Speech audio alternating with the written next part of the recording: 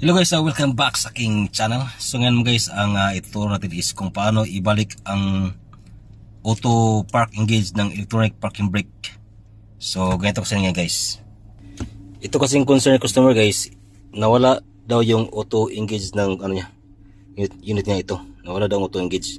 Pag ano niya, pag park niya ganyan, pag sit niya sa park sa shifting lever. Yan. So napansin niyo hindi siya nag-auto park.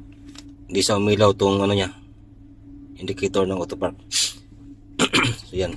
So napakadali lang yan guys. Actually ang nangyari lang dito is na-set lang siya into manual mode. So ibalik natin sa auto mode. So ang gawin nyo lang guys, ang gawin nyo lang pag ganito yung sakyan,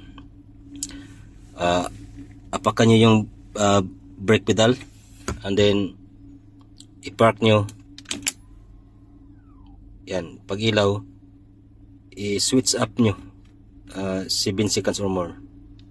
1, 2, 3, 4, 5, 6, 7. So yan. So try natin kung nabalik na ba sa auto mode.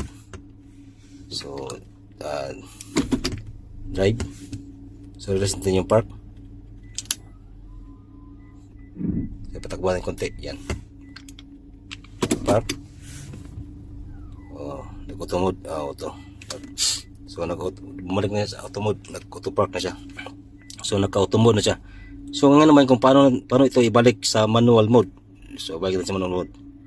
Pabalik naman sa manual mode, i-press mo yung brake pedal again. And then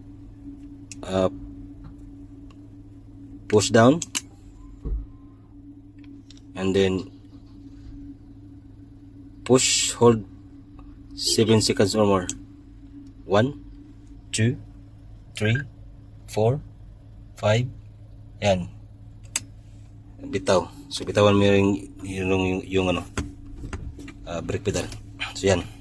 Naka-manual mode na yan. So try nga natin. Drive. Park. So yan. Hindi siya nag-auto park. So ngayon i-auto park natin. Ibalik natin sa auto park kasi ito yung main concern ni client.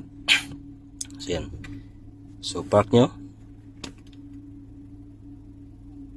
Park. Naka-press yung brake pedal. And then hold nyo lang, switch up nyo 7 seconds or more. 1, 2, 3, 4, 5, 6. Yan. Okay na yan guys. Bumalik na yan sa auto park. So yan lang kadali. So ganoon lang guys. Salamat sa panonood.